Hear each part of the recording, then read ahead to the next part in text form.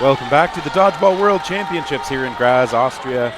Terry Thrasher back with you, and Halen Sky joining me again. Hello, Halen. Hi, Terry. Happy to be here.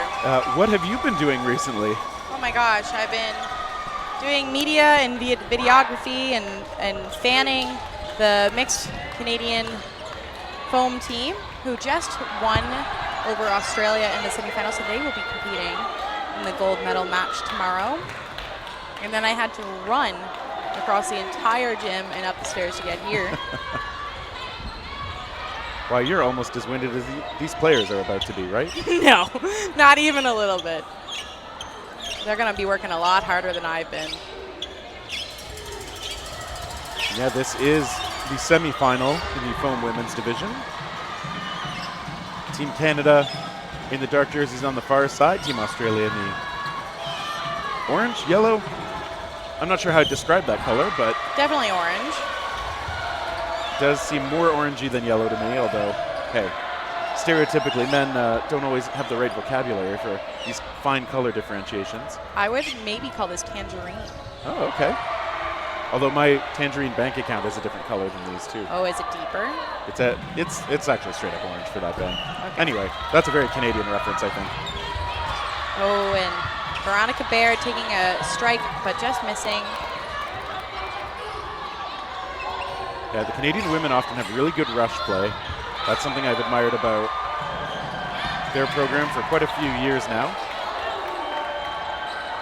Meanwhile, Australia, they've still got 6 out there. They're going to be playing defense here against Canada. Nice shot onto Jackson. But Australia making a rush counter play. Very successful. They take 2 Canadians out. Yeah, that's a great counter. And now these exchanges happening again. I see 2 more Australians heading off the court. Holcomb with a very aggressive play, trying to take a pre-counter that misses. And the 2 Canadians just throw over her. Yeah, just kind of opened up a window for them to attack. And now Mack pops up off the ball from Holcomb. Yes, Betty Mack, actually a gold medalist in mixed foam from last Worlds. And just like that, Canada secures the first point of this semifinal. And if you're going by the standings from round robin, Canada has to be considered the favorite here. They finished 4-0 in their round robin, overcoming the American women, who are, of course, really strong as well. We've seen them in action. Meanwhile, Australia finished second in their pool behind Hong Kong. And so just based on standings, you would expect Canada to have the edge here, but hey, you got to play it out. Off the rush, both teams there pretty quickly, but everybody survives. Just 1 shot from each side for now. Yes, and let's not forget the Canadian team is the current World Championships, trying to defend last World Championships 2022's record. I believe Australia played in that bronze medal match, but Jackson targeted again early. Hannah Jackson hasn't gotten a chance to do too much yet. And yeah, MVP of that tournament, Jenna Flanagan's over in the far right corner for Canada. That ball popping up. There's a catch by Ear. She's going to bring Jackson back, although Holcomb exits. And Team Canada returning quite a few members of that championship squad, so no reason to expect anything less if you're that side. Team Australia, their fair share of veterans as well from this national program, coming up and counterattacking onto Croft. notably, Terry, 2 of their most well-known veterans on the bench for Australia right now, with Fayed and Young. Yeah, I mean, it's always interesting. I wish it was kosher to ask them why. You know, like, there can be injury issues, there can be matchup issues, there can be chemistry, but they've just found some players work even better together. Yeah, you do want to ride the hot hands, and dodgeball sometimes can be subjective when you're just trying to make decisions live and a coach is deciding what they want to see. Well, and I'll admit for us, I mean, we haven't seen how this Australian team has evolved over past years. Like, we're used to seeing certain players on the world stage. Sometimes other players have I've just kind of come up and played those roles maybe a touch better too. So all kinds of reasons that could be there. As it is, these players, Gossett hit out. Gossett, sorry. She is on the side, 4-on-4 now. Canada just trying to stay in their face at the center line. Ear making the call and kind of driving them back a bit, but look at that. They don't even go all the way up to the line. Great survivability out of Shauna Rowe. That's something you're going to see all match from her. Close calls. Okay, there's one. There's another. Brewer taken out low before that. Nguyen with a fantastic heads-up cross play there. I love the awareness from her on the court so far. Jess Gray blocks on the corner for Canada. Mack and Rowe still out there for the defending champs. Jackson very nimble on her feet, avoiding that toss from Gray. You see it, she's the target again. Oh, it's Nguyen this time. Gray takes a shot, takes out Jackson. A return from Ear takes out Gray though. And Shauna Rowe is actually out there alone as Mack is eliminated as well. You see Nguyen telling Ear, let's chill, let's take it slow, play back, get some balls, make a decision together. Rowe very willing to take an aggressive counter shot to disrupt play. She's active on her feet there. You know she likes that crossbody. She also likes that kind of scooch back potential catch.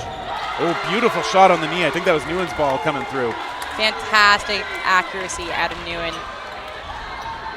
And now we have a tie game, Terry. That's what we like to see, those nice close matches, especially when the stakes are almost as high as they can get.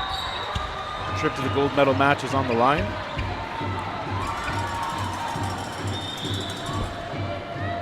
These teams lining up again and off the rush. It's a shot toward Croft. Canada elects to hold so that they get 4.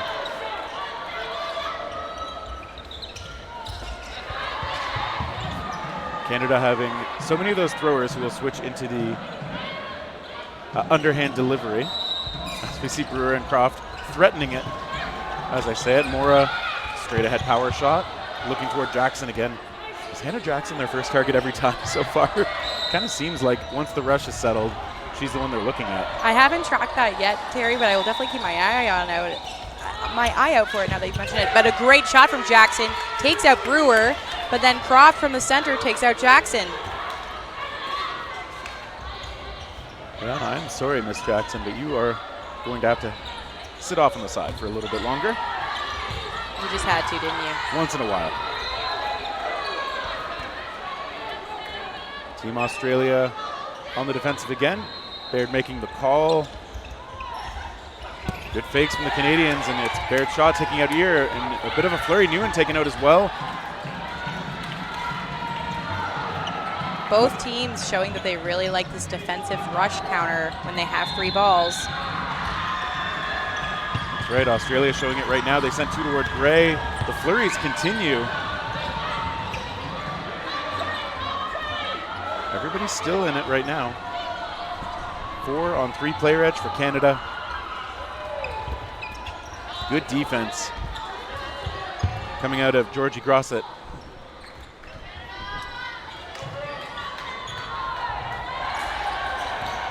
And Gray taking out, a nice shot by Lowe, hits her, and then Hokum taking out Croft, who's trying to slide over and hit that corner, grab that ball. Good heads up, opportunistic attacks from Team Australia. And a shot across from Baird, takes out Grosset. 2 on 2. I'm sure wishing she maybe put out her hands to catch that ball from Baird, but Rowe throwing a follow-up just in case and manages to land it. Yeah, and that's that court awareness, just to see that window for a shot.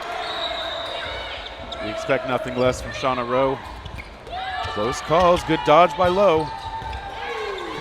Rowe extends that ball out for the block. Team Australia coming up to the line, he gets through. 1-on-1 now. Shauna Rowe, no ball in hand, looks for the catch. No, can't do it. It's Lowe's point. The fantastic momentum from the bench. Everybody bringing the hype. Young just trying to get her players energized, and it looks like she's actually going to be coming on the court. She mentioned yesterday for something like 5 years she was the youngest player on Team Australia. Not anymore, but she's still young out there and so much experience. Oh, what a grab. Grosset backing up. Gets that ball right in the spot to make the catch. And Terry, I must say, I watched Australia in their round robin game against Hong Kong, and they did not look this confident. They are showing a lot of vigor that was missing in that round robin, and this is a team that looks completely different here in the semifinals. Yeah, perhaps energized now that they're deep in the playoffs against their friendly rival Canadian squad. Here taken out. Alex Young gets a ball in the middle, and Team Australia is going to come up facing down 5 Canadians. They get Flanagan. Rowe's going to have to take over that corner again. Nope, never mind. She lets Lisa Mora take it. Rowe into the middle. Rowe with that crossbody shot. Mora survives the counter from Nguyen.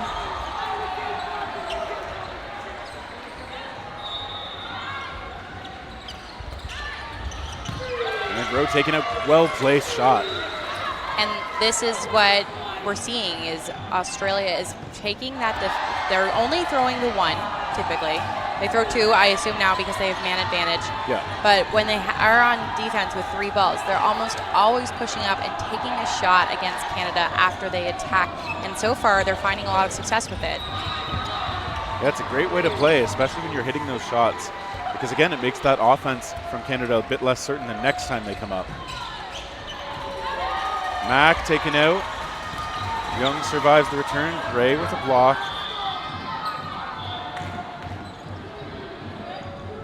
We hear the referees potentially saying something toward Mora. I'm not sure what the pause is for. They will have to reset at the back line, though. And even though Canada is down in a 4v2, Gray and Mora, longtime veterans on this team, one a captain, one has been here since 2017. And that is a hit on Young, the veteran on the other end. Yeah, so that makes it a bit more manageable, 3-on-2. Holcomb, another veteran player for Australia, making the call in the middle. She's the one who lets it go. Lisa Mora and Jess Gray talking things over.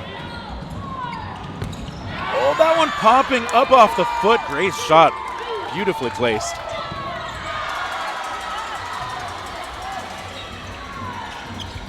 It's Mora's shot this time on Nguyen.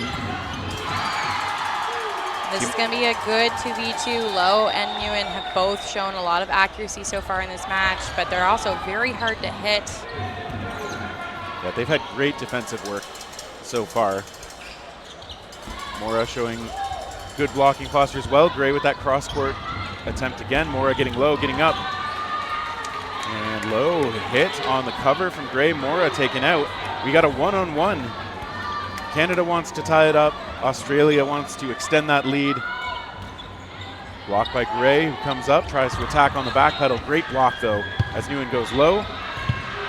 Another good block, this time by Gray.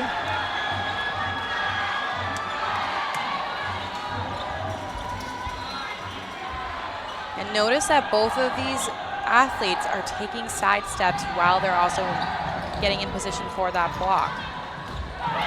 Great shot, Nguyen again. She's been a finisher. She has been clutching, and so how is Canada gonna adjust to that? Yeah, maybe Nguyen starts to become an earlier target than she has been so far.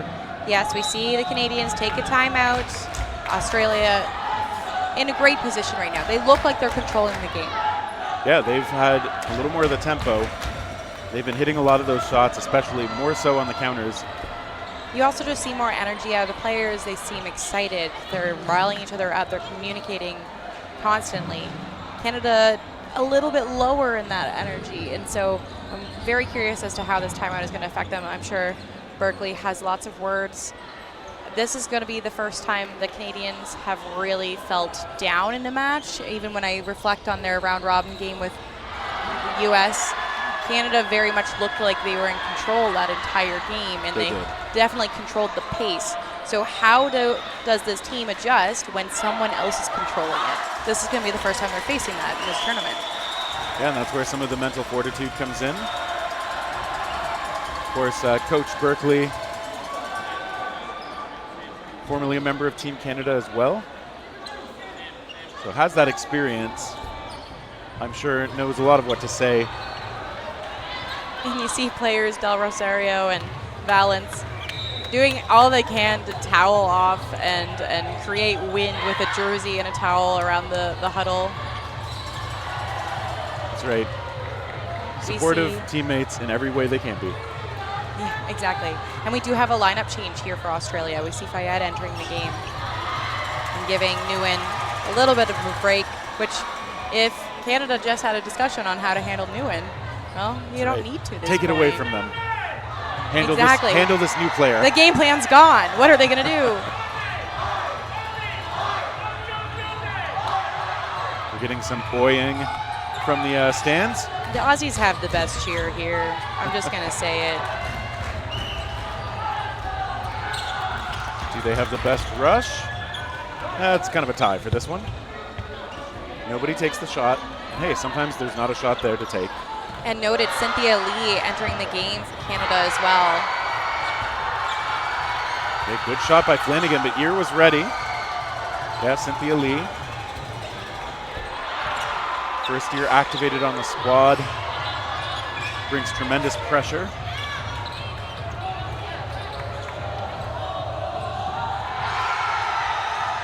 Looks like she's going to get one of the balls as Canada comes up to the line. She lets it go. It's a good one toward Holcomb.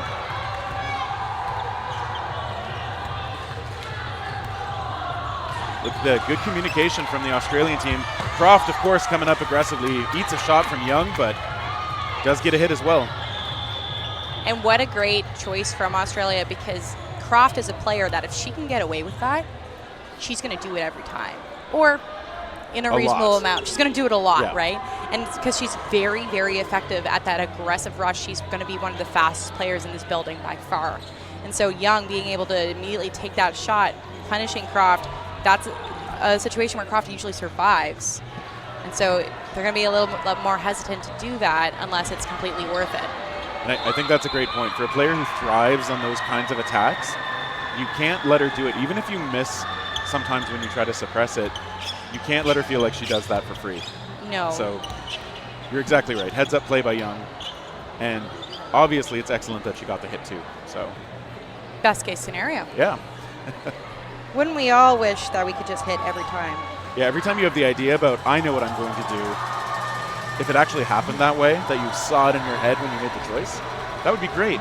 We would all be Olympians if we had that superpower. And so the referees had come together.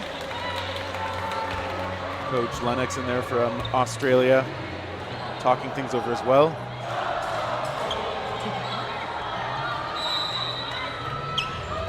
If I can guess what this music must be, I would assume it's Team Austria's speaker on the other side of the court. Flanagan, that ball pops up into the hands of Matt. Catch. Yep. Fayed unfortunately pays the price. It's a good bounce for Team Canada. Maybe the kind of thing they need here. Mac, just ticked as she backs off. Again, those counters from Australia, they are true and effective. Send a couple over on the left side. Brewer, though, survives it. Brewer and Flanagan haven't really been able to heat up. They are some of the phenomenal arms that Canada likes to get active. And Canada loses a couple there as we see Leah Flanagan taken out. Yeah, we see Brewer make an amazing hit. As you were saying, she was cooling off. But Young absolutely swallowing a throw from Flanagan. Yeah, she is such a good catcher. And eats up Croft. Mora taken out as well. Can't find the block. So Brewer solo out there. Still facing three from Australia. She has time to get that extra ball in, get back to her corner. Oh, and to get hit. That second ball gets her on the arm. Team Australia comes out of the timeout, the stronger squad. 4-1 edge for them. Yeah, Australia looking deadly accurate right now. Not many of their throws are missing, and when they do, they're setting something up. How is Canada going to manage this? And often it's with more accuracy is usually the answer, but how do you get that going when you're missing right now? And that's the adjustment that each of these players individually have to figure out. Yep, sometimes it's a matter of taking a moment to set your feet. Sometimes it can be waiting for more balls and setting up on offense with cover from your teammates. Sometimes it can also be closing the distance and taking those shots from closer range, the way we mentioned players like Croft like to do. Lots of options. You're gonna have to find the one that works for them. And Australia just has to keep doing what they're doing. Nguyen is also back on the court for Australia. It's a great hit from Betty Mack. That well-placed ball. Holcomb did go low and try to get the catch, but good power on that shot from Mack, who sends one again. Okay, Canada gets some of those counters working right now. Look at that, Nguyen out. Low heading out as well. And Canada hasn't lost anyone. And that's exactly it. They made the adjustment. They made their hits. Good movement from Lee. Again, she's got some of the best pump fakes out there.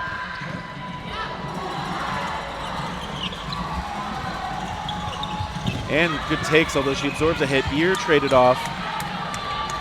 Yeah, Australia choosing to double rush Cynthia Lee in that moment, but Brewer with the coverage, and it's a risky play when you're down players to do something like that. Croft coming up and gets away from the ball, but Mack was hit. I think Croft almost slightly obscuring the path of that ball. Maybe Mack not able to see it. Yeah, Young making a great choice to actually go for the player behind Croft rather than for that target, which is a great choice when you want to catch somebody off guard. Yeah, we always talk in early competitive play, don't screen your teammates. But in the chaos, when you can recognize that opponents are screening each other, you love to take that shot. It's bound to happen in the game at some point, for sure. There's some shots. Oh, Young extending for that long-range counter. Fayad does get Mora, who couldn't get her head out of the way, I think, there, but Canada still got 3 on the court. Croft, the only one with the ball at the moment, uses it to block. Confirms with everybody, I hit that with the ball. I'm a little surprised to see Croft actually not just immediately run Fayed down after that shot, but Canada playing it safe. They're going to do a team throw here. Fayed survives, though, and now has 6 balls. Uses a pump to see what's going to happen next. Ooh, Croft almost got hit by that second one, but third one. Fayed has her target in mind, it seems.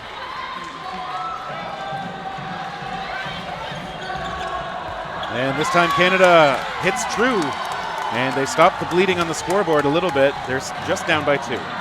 Yeah, strong adjustment out of Canada for that point. You could see they made the change of Lee into the corner, Flanagan into the middle. Looks like they are, at least for the start, they're going to keep that with Lee off in the corner and Flanagan just inside. Rush play. Brewer gets taken out, as does Holcomb. So 1 for 1. Creates a little bit more room out there for all the players. Mack looking very accurate last point. She had 2 hits. So likely a good choice to have her in the corner here for Canada. That ball hitting the ground before it got to Young. Yeah, Mack with some MVP level moments for the mixed squad last time in Worlds. We know she's an elite performer when the pressure is on. Here with a block. Lee comes up and just draws in more and more pressure. Australia left with only 1 ball. Canada attacks toward Young, who is taken out, and Canada tries to capitalize with a shot through her onto Nguyen, but let's see what the conversation is. I think it's a certainty that Young was eliminated. I don't think Nguyen was hit by anything. I honestly didn't see it, Terry, so I wish I could give my input on what I speculate could be happening, but just confirming that there is an out.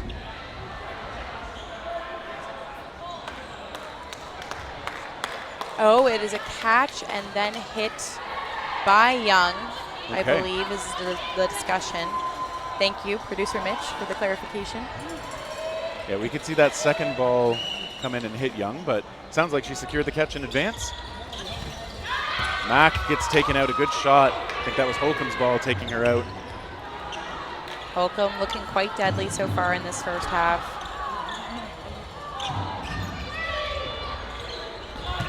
Croft attacking, another good flurry. Oh, that ball popping a little too far for Lowe to secure it. Valid effort from Lowe. The new rule for catching is you do not need 2 points in contact. You just need full control of the ball before you go out. So that was a heads-up play to try it. And you have to start inbounds, of course. You still have to be a live player. So I think that might have been what she was trying to control, to get to that ball without committing to being all the way off the court, but yes, just a touch too far. Yes, that rule a little different from past WDBF competition, so it's a good one to call out in case it comes up in a little bit. Oh, good shot by Ear. And a good shot by Croft. And Croft thinks she got Holcomb there. There'll be a discussion. To be honest, I didn't think I heard something, but there is a lot of cheering. Okay, looks like the referees do think that there was a hit. Holcomb kind of looking at her sleeve, thinking maybe that might have been what it was. It's tough when you can't feel it, but maybe there's a sound. She was going low to the ground. I wouldn't be surprised if in that moment you're hitting the floor, you might not feel a light graze from the side. Croft really trying to eat up some pressure there. Mora is the target for it, but Australia can't find those shots they want. 2-on-2. They get one. Fayad willing to attack before Croft gets a ball. Oh, and gets the hit. Good patience from her, leading into the accurate shot. And now the duel continues. Mora calls for a ball from the side. Both players trying for the 1-for-1. And Canada gets it off the back of the effort from Mora in the one-on-one. Bit of a flex for her teammates. Yeah, that was a great synergy from Mora and Croft, and they've been playing together a long time, both on Team Canada and in their provincial team in the Canadian circuit, I guess, more or less.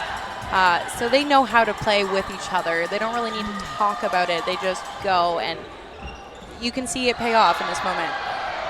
Yeah, and they named their provincial team after the pejorative way some people had described the way they were playing. They are reckless, but boy, are they effective. It's obviously not exactly reckless. I feel like they know what they're doing. It's calculated risk. The team definitely used to be more reckless than it is fair. now. But they've kept the brand, and I like it.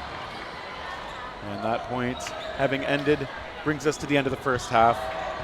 Australia still has the lead, 4-3, but Canada having brought things back a little bit now. They were down by 3. They're now down only 4-3. Yeah, a very, very close first half for both teams. And while we were really gassing up Nguyen and her accuracy, I think we've been seeing a lot more out of the Australian team in general. Ben's giving me a look because we did indeed try our best to make our guesses at the scores here. Though I have to say, Ben, you're currently at, you said 5-4 for the game. It could happen. It would be very, very difficult for that to happen. Maybe if both teams forget all of the accuracy that they've had in this half, it's still doable. Oh yeah, good blocking. Definitely. We've seen some great blocking. If it gets even better. Can we just get Ben a third mic for a little mini halftime podcast? No, so when I'm looking at both these teams, what are the adjustments we need to make? Well, Australia, I do think, while a lot of the team is showing good strength, I think Canada does need to change their target selection. They need to focus a little bit on managing Nguyen in the corner. Holcomb making some great plays later in the sets for sure. And Canada not really taking advantage of their rush. I feel like this team has one of the fastest rushes in the world, and they're not really taking the shot off of it. Yeah, I'd mentioned early in the match that I often think that the Canadian women's squad has some of the best rushes, and it does seem like it's a tool they're not using as aggressively as I'm used to seeing out of them. So curious if that's one of the things they decide to turn up the intensity on in the second half. It's certainly what I would like to see out of them. When it comes to Australia, they're doing really well with their rush play, but let's not get too excited about it. Let's make sure that, yes, we're willing to punish and we want to take those shots and it's being very effective, but let's not overuse it because eventually that becomes very predictable for Canada. Yeah. I also think one thing the Australians can watch for a lot is when Canada makes a hit, I feel like they often like to immediately throw at another player beside the one who just got hit. Trying to capitalize on a momentary lapse of, maybe not a lapse, but like a relaxation when you think the throws come in, the play is done, so to speak. So that's something Canada does pretty often, and I think Australia, they haven't paid too badly for it, but it's been close a couple of times. No, I think that's a great point, Terry. They like to take opportunity shots. That's a lot of Canada's game, is having confidence in your shot and taking it when you see it and setting each other up for those opportunities. So on that front, a little more of that from Canada. Take advantage of the chaos that Australia is giving you in those moments. And we have. Anytime that they've been winning these points, it's usually because Australia goes to do one of their rush plays and Canada is just taking advantage of that chaos, and they're throwing at people who aren't looking at the direction that it's coming from. Yeah, we've mentioned a few times how important crosses are, how important pressuring your opponent's retreats can be, or their approaches too. And very often, whichever team can do that better is the team that's going to win. Because these teams seem to be pretty evenly matched overall in just athletic skill. So those tweaks to the tactics and the ability to execute under pressure, that's what it's all going to come down to. And also an interesting thing, Terry, we haven't seen a catch out of Canada yet, have we? I think Except only like a a team pop-up. catch, yeah. A pop Yeah, up in to terms Betty of a Mack. Clean catch? I don't think so. You may be right. And that's usually a staple we would have seen by now. Maybe it speaks to the power and placement of these Australian throws, though. Absolutely. The accuracy, they're hitting knees, they're hitting ankles, they're hitting shoulders, you know. What is it? Eyes, ears, head, toes. Head, shoulders, knees, and toes. That's what I'm going for. Bringing us back to our grade school days. Can you tell it's been a while? The referee's making sure everybody's ready, and we're off.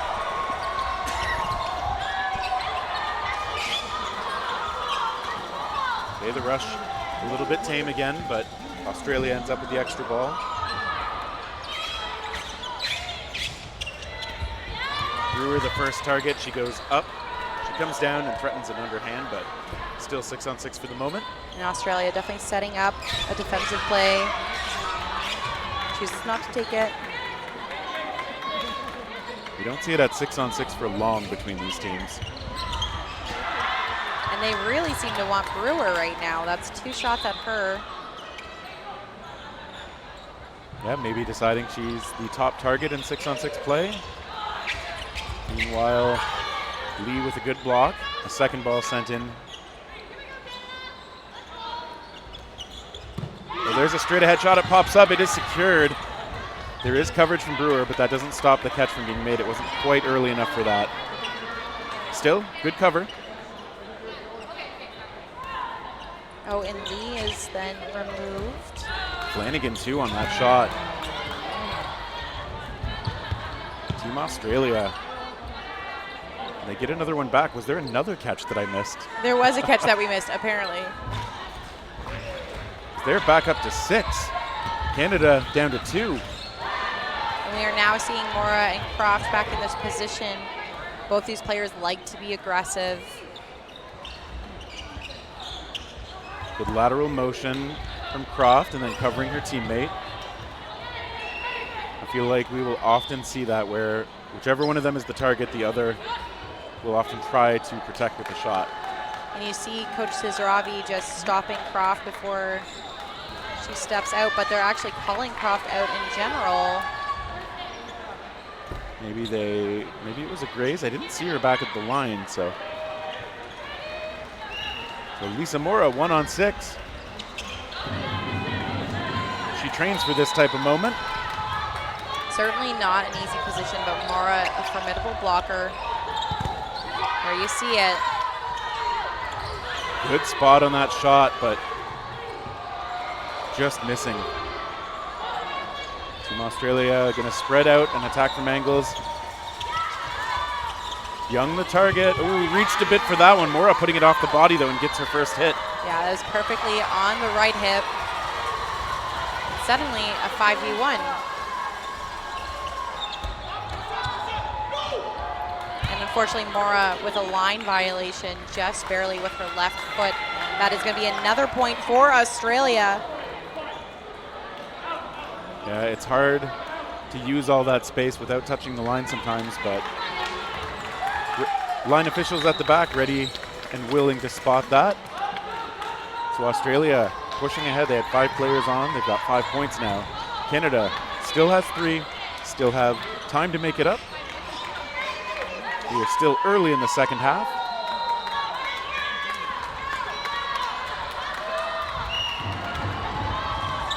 And off the rush. Okay, a little bit of aggression this time. Holcomb taken out. And that's what I'm talking about. Canada finally making that strike. It was authoritative. It starts them off in a player advantage. And you see them only choose to release one, so you got to think that Canada's looking for a defensive play here. Except it's going to be on them again because they're up players. Yeah, and that extra shot does come through though, Croft getting the hit. I think they'll be okay with that as they send Ear off to the side. Young this time threatening the aggressive move. Great shot.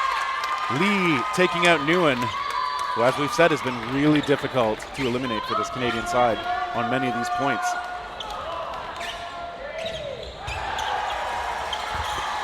Young shot coming close on Flanagan.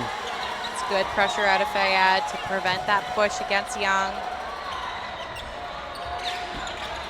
And it's low, we see that releases it. Yeah, her ball just off the mark. Australia smartly keeping 1 ball in hand for each player. Young releasing now. Will get another ball in from the sideline. Canada not going to attack. Young, such a good catcher that it's risky to attack anyway when she's got no ball in hand.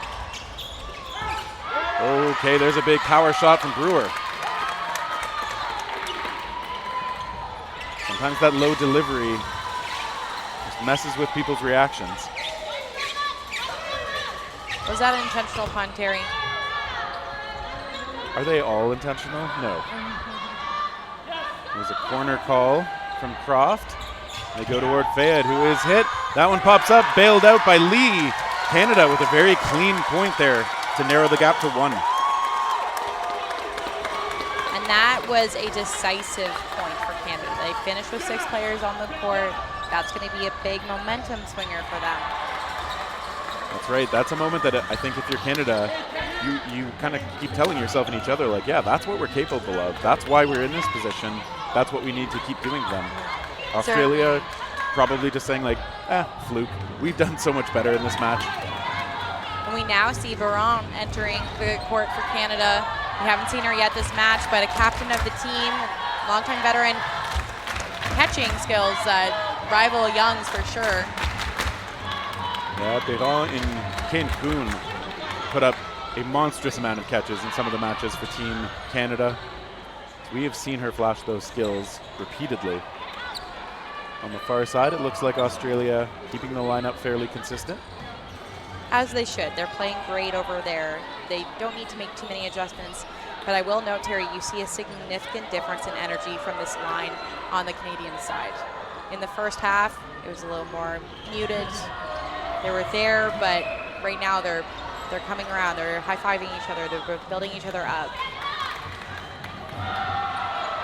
Well, that is a good observation. We'll see if it translates into play here. Canada had come on super strong for that last point. The referee's going to talk one more time.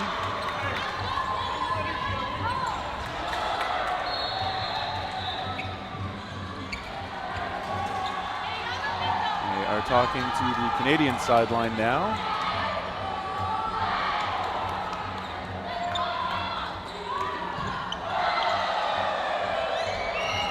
Looks like they've put the 2 assistant coaches in the box.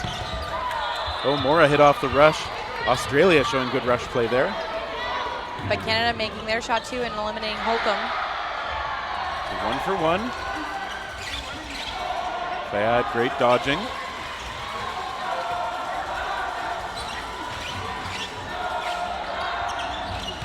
Oh, good shot getting through to Rowe. Durand might have been the target, but Rowe was there in the back too. Canada trying to even those numbers up. Good cross try toward Durand, but Nguyen just off the mark. Yeah, that was a tricky no look from Durand. That's what you want to see at this level. You never want to be obvious about where you're throwing. And Croft, or sorry, that was Brewer landing a great shot. They get both windmills, so my brain just went, it's one of them. That ear sent to the side. Young now takes over that left corner. Nguyen stepping out of it. So a slight adjustment here. Nguyen's going to make the call from the middle though. Elects to take it toward Croft.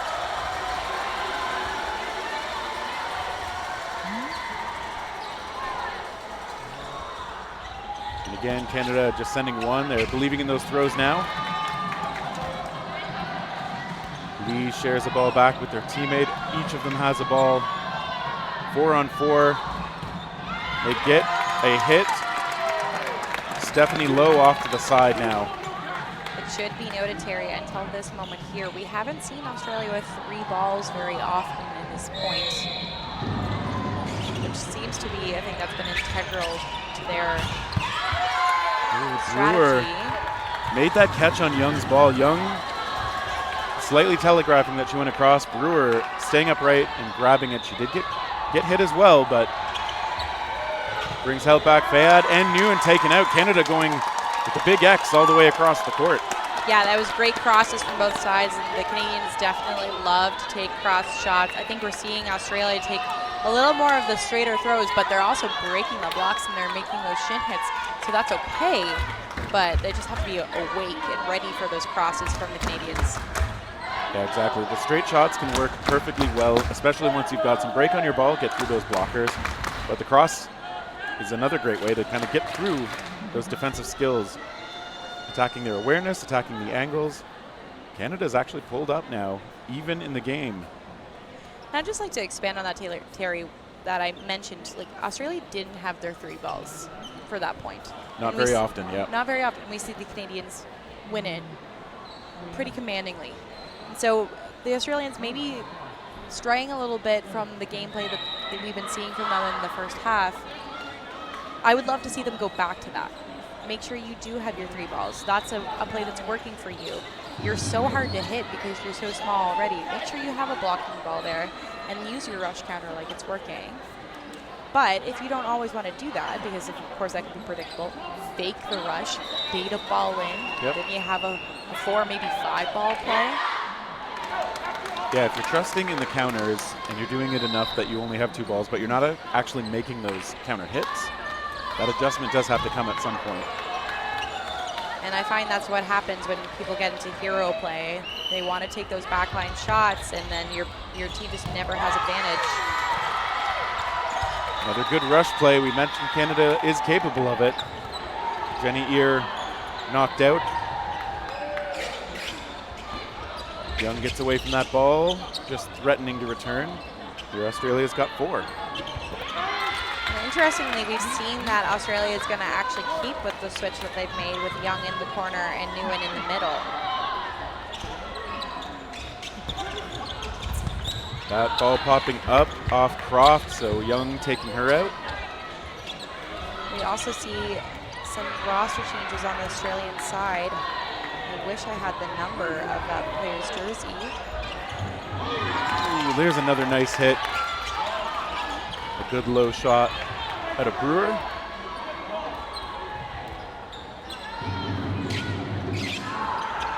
Team Australia's got their 4 coming up. Young sends another. Nguyen taken out on a return from Canada though. Yeah, you could see Nguyen just looked over to see that Lee block the shot from Young, and Brewer, you chose that moment to take the shot very wisely. But we see Holcomb with a great 3-ball counter. Perfect. Canada still with the player edge. More of the target there for Holcomb's shot.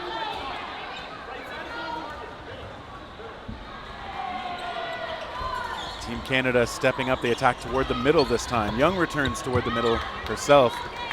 Iran is fine. But maybe this is the adjustment you were talking about. Australia does have 3 on defense now. Can choose to counter with 1. They will still have 3 if they do. Young takes it, takes out Lee. And on the other side, Madison Cruz is hit out. So 1 for 1.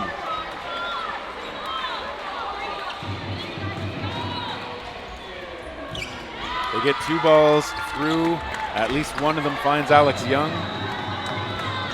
But at the same time, Holcomb removes Mora. Yeah, that's true. And I was looking at Young getting up a little slowly, limping a tiny bit. Hopefully she's okay. Guérin draws in the extra ball. Her and Rowe going to attack from those angles. Rowe gets through, beautifully placed shot after Holcomb went down. Takes the lead for the first time since the first point of this match. That is right. That's got to feel good if you're Canada. They're fighting back, and I will note on Alex Young's knee, I do remember in the round robin seeing her and the teammate collide on a dodge. She was holding her leg a little bit, kind of limped off, but like still stayed, still played, so I wouldn't be surprised if she's dealing with something lingering there. Yeah, hopefully she's all right. She is back on the court, holding a ball now for Australia. Although Nguyen's going to stay in the corner, it looks like, for now. Back to the way it was in the beginning. I think that's a good choice. Nguyen's been playing very well there. Young, we know, has a great defensive catch. And when someone like Nguyen's so hard to hit, giving them a ball on defense. Yeah, it does make them that much more effective. And I think Australia thought they got a hit onto Brewer, but Brewer had indicated it was a block. I assume that's what the referees are talking about. You see Captain Rowe taking this moment to speak to her players, make sure their energy is still strong. And Australia just staying focused, ready on that line, waiting for a decision, but looking very serious. They're in game mode.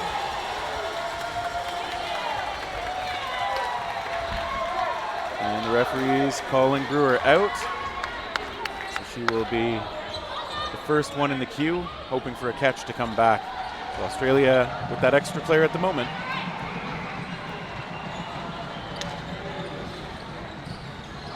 Get the officials talking things over with Team Canada's coaches now.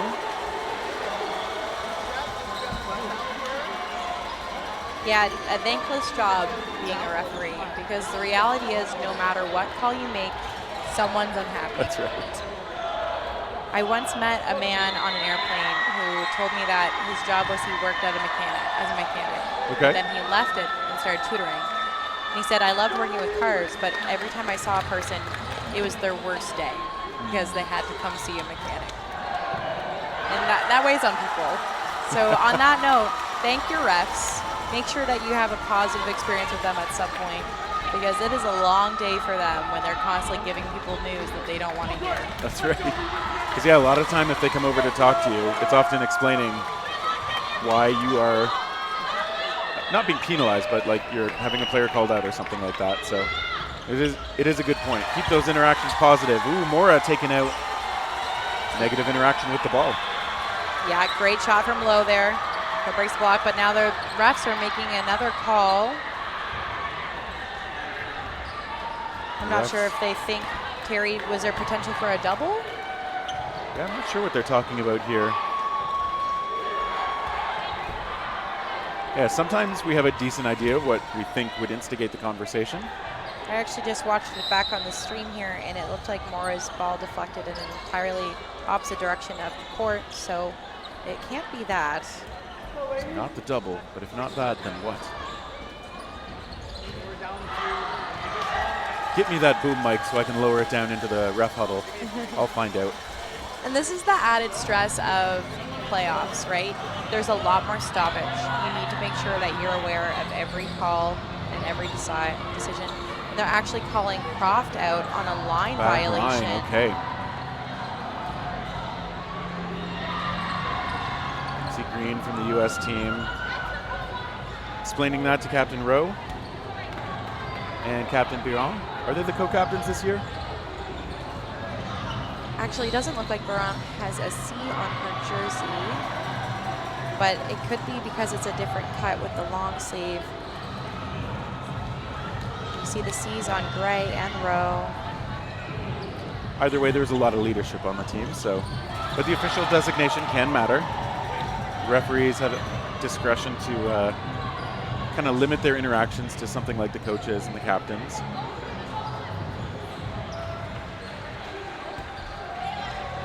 They're talking to all of the coaches from Canada again.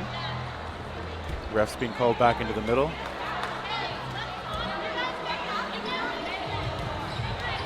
And going back to what I was saying, the added level of the mental exhaustion in playoffs because there's so much stoppage. This adds the problem where you can easily break momentum when you have a really long pause, a discussion's being made, something is being challenged, and you just need to make sure that you're coming back into that game in the same mentality that you were. Don't ruin the flow, because once an athlete enters flow, the game becomes a lot easier. You're hitting what you want to hit. You're feels like catching things slow down, exactly. Yeah. And when you mess with that flow, it can really change the game. Exactly, and that is what is one of the big challenges of these conversations. So if you're a referee, you want to make sure not only that you get calls right, you accept that you won't get everyone perfect, but you're going to be as right as you can. You also have some amount of expectation management to do with the teams and their coaching staff. And you see Australia just taking their time. That coach doesn't even feel like they need to be in this huddle. And I wonder if sometimes that's a tactic to just keep your players loose, keep them relaxed if you feel like they're in a good head state. And Coach Lennox looks like he's just kind of confirming nothing he needs to worry about, puts the AirPod back in. You think he's listening to music right now, or white noise maybe? It would be amazing if we were at the level of the game where he had a statistician up in the stands. That's right. Giving him information. But as we resume, Canada's still got 3 players out there. Plenty of players to bring this back. But Australia with 6, I'm sure happier with that. Canada comes up and attacks. It's Biron's ball, missing.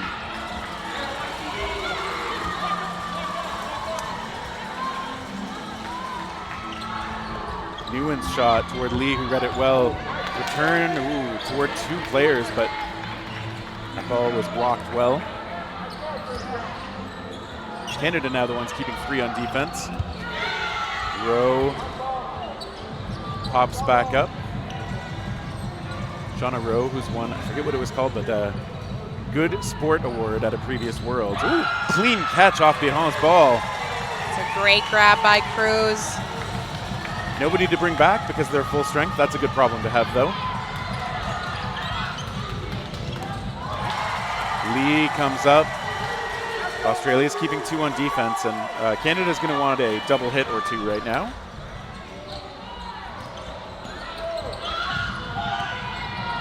Oh, and that is an aggressive choice there. The Canadians, they've dumped all the balls onto Australia's side. See what Lee's able to do about that. Oh, she did well. Good movement. One ball that was kind of in the pocket, maybe a potential catch, but that was a lot coming at her. Yeah, Lee doing the only thing that she could. I really would have loved to see the Canadians only throw 1 there and just get back safe. If they have 3 balls, Australia at most can invest 3.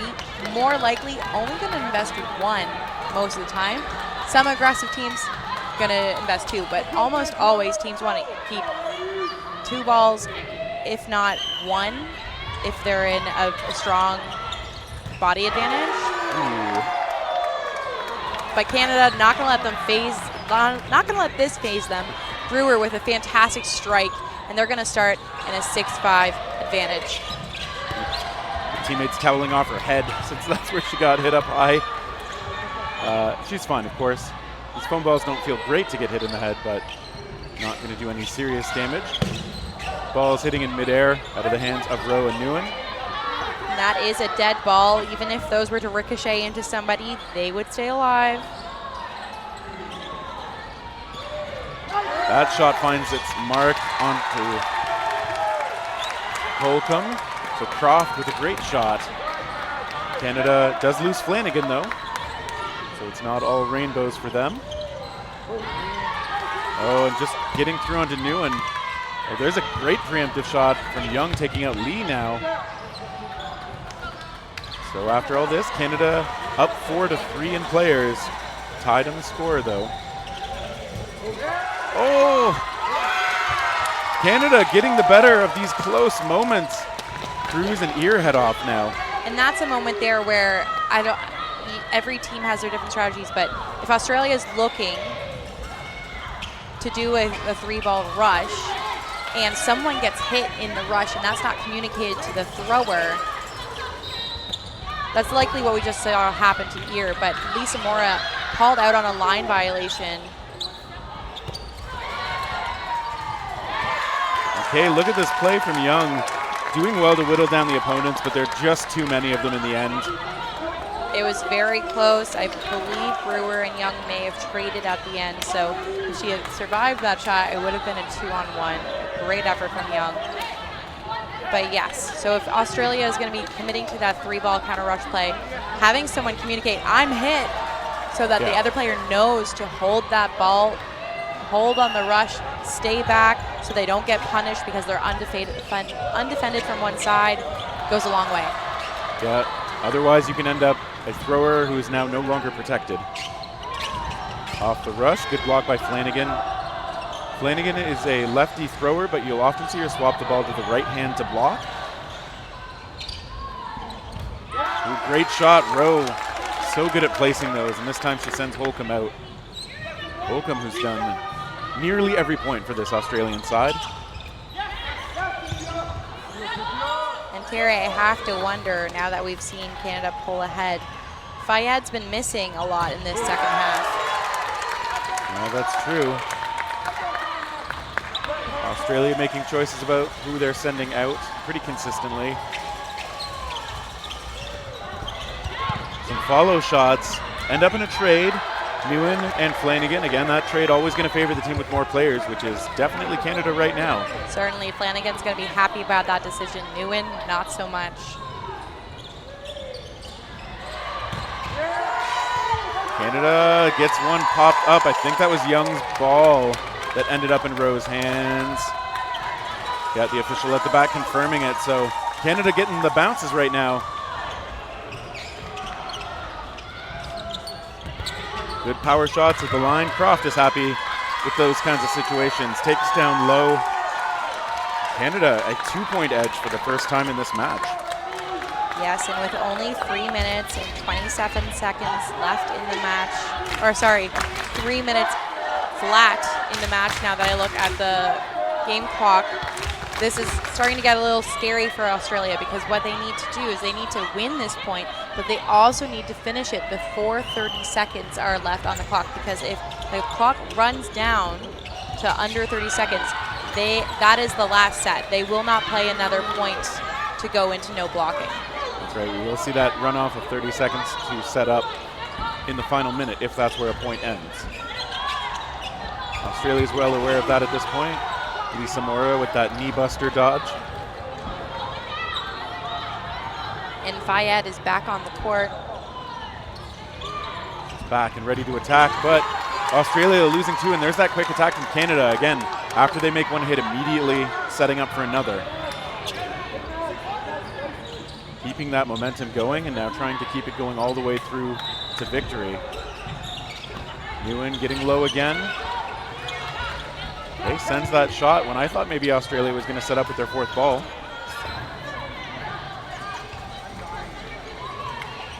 Team Canada again to the line. There's a try by Croft. Young fakes her to the ground, takes her out. Oh, wow, and quickly like that, 3 Canadians eliminated by Australia. All 3 shots did hit but there's going to be a discussion by the refs. I think that was actually a timeout I saw from the Canadian side. Oh, interesting. And you see the Australian coach entering the court too to have a discussion with his players. And we have a minute and 30, I'm going to say 9 seconds. I basically am parallel to, no, what is this? When if you could picture a T, that's my view of the TV right now to check the time. Just T, no V. It's and there's glare on it too. It is perfect. 1:39. I can confirm that now. So my assumption for the Canadian side, having called the timeout there, they did just lose 3 players in a quick exchange, but they do still have a minute and 20 seconds or so, a minute 19, that if they can have their players just drag it out that long, win or lose, they'll be moving on to the gold medal match. Yeah, so realistically, this is the most important point. This is probably the important point, unless Australia can finish it off quickly, in which case the next one will be the important point. And the big thing with Australia, they don't want to get desperate right now. Yes. The biggest mistake you're going to see teams make in this moment is they're going to start overthrowing. They want to try to get an opportunity shot that maybe really isn't that there. And what they do is every time they throw, they're actually resetting the clock, the shot clock for 10 seconds that Canada gets to then waste even more. So if Australia can stay calm, make the shots that they know are high probability, set each other up, it's going to go a long way. We do indeed see Canada use up that time. Ooh, Nguyen makes the grab. That's when you just get down into that type of blocking position. You make it possible for the ball to stick in there. Yeah, that's just great positioning from Nguyen.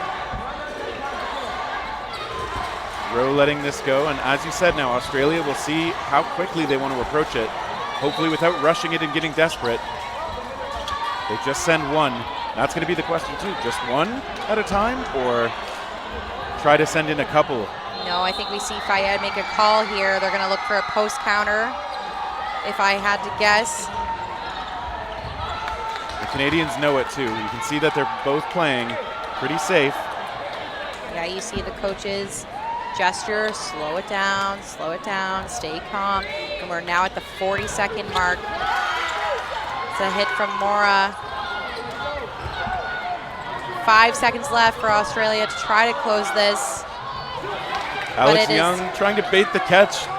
And it's not going to happen. The Canadians are indeed going to be playing in the gold medal final. And Australia will be playing later today for the bronze. Canada not content to just take the time away. They're still finishing off players when they can.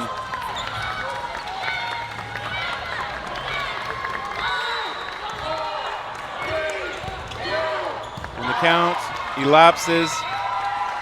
That will do it. Team Canada, they had to fight so hard to bring back the score in this one. They do advance 8-6. Australia really disappointing because they really looked in control at times. Yes, the first half was all about Australia. That is for sure. Second half, Canada made the adjustments that they needed to make. They came out swinging. Their strike looked so much more effective, immediately putting them in position. Before every single beginning of the match, we see an emotional Rowe being comforted by her co-captain. She's going to have to play it out. I think Young did catch Mora right at the end. It doesn't really matter. And so this is a no blocking that's going to be played out. But the result is now certain with Canada moving on to the gold. Everybody on that sideline cheering for Shauna Rowe, except Coach says Robbie's bringing a little drink. Croft, the little fan. And you know that this has been a tough fought game for both teams, but Canada, I'm sure in the first half, a lot of anxieties about trying to make it to defend their gold medal. How are we going to do it? Rowe, a part of that team who was an instrumental player in winning that medal. So I'm sure it means a lot to be able to move on. But Australia with a fantastic performance as well. Nothing to hang their heads about. They played excellently. They're going to have a chance at a medal too. It's just going to be a different color. That's right. Yeah, and we don't know who they'll face yet because Hong Kong and USA, foam women's, they're tied at 6 right now on the other court. No idea how much time is left in that one, but I can pull that up. The answer was 10 seconds. And so just as an update for what we can see, Team USA has a significant player edge now, so presuming that they're in no blocking, USA with a 6-2 player edge might mean that they're in the best position to advance. They get another hit. Now, Terry, we might be ahead of the stream for those at home. Well, don't have both open then. Yeah. But we see Tam, the last person left, and she is eliminated. So it looks like the U.S. will be playing Canada for the gold, and Hong Kong, unfortunately the silver medalist of last year, will be down in the bronze medal match against Australia. Yeah, so it'll be a rematch from the round robin, I believe in both cases, since those teams came up in the same pools. That is true, Terry. So if we think back to the round robin, Canada did defeat the U.S. It was a close game, but it felt very much like it was in the Canadians' control. And when it comes to the bronze medal match, Hong Kong very strongly defeated Australia. Yeah, that one was a 13-2 score, which is almost incomprehensible having watched how well Australia's played in this match. And that's what I mean, Terry, when I said that this team looked so different from the round robin. They really showed up. They made their hits. They played together. In the round robin, they were a little bit sloppy, so they've cleaned that up a lot. And okay, now Canada's finding the energy again. And to be honest, I have no idea what the conversation with the officials is right now. So I am so confused. I'm not going to lie. I'm not going to sugarcoat it. I will certainly have to ask one of them when this is over. Maybe we can pull up Coach Sakura back onto the mic. Yeah, I've heard, I haven't been able to work with him yet, but I've heard he's been great when he's been up here. Oh, and it seems like no blocking is not going to be played out, but Young wants to. And it's not going to be done. And you know what, this might in some ways not seem like the most sporting thing to do if they go to the no blocking, but if I'm Shauna Rowe, I consider just stepping out right away too. Yeah, I mean, she doesn't need to play it if it's not something she wants to do.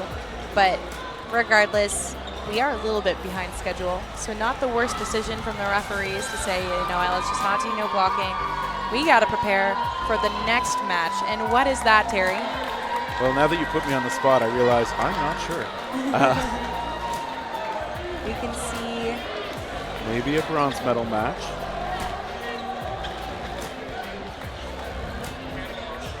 So Canada, Australia, I think that's men's for bronze. So. Oh, wow. So we will be having a repeat in the country clash. And are we getting word? Do we have word from the side on what actually happened down there? Okay, we're going to see if we can find out, because why not? We might as well add that in before we go. But we can confirm, of course, Canada moving on with a very hard-fought win, one of the closest matches we've seen in this tournament against Team Australia. We will fight for bronze against Hong Kong while Canada faces the USA. Okay, so it was a yellow card for storming the court.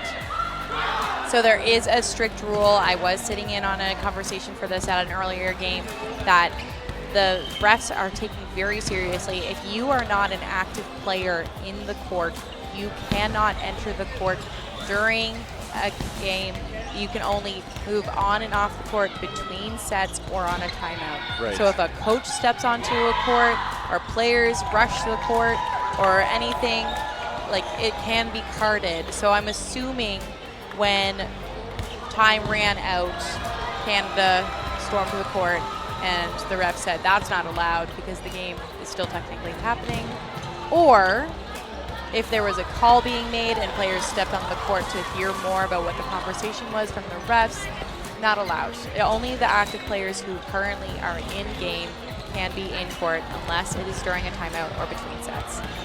Right, so most likely a team yellow card issued in that case. So we will move on though, because we need to get ourselves prepared for this bronze medal match. And so wrapping up for this one, Terry Thrasher for Halen Sky here at the Dodgeball World Championships in Graz, Austria. Thanks for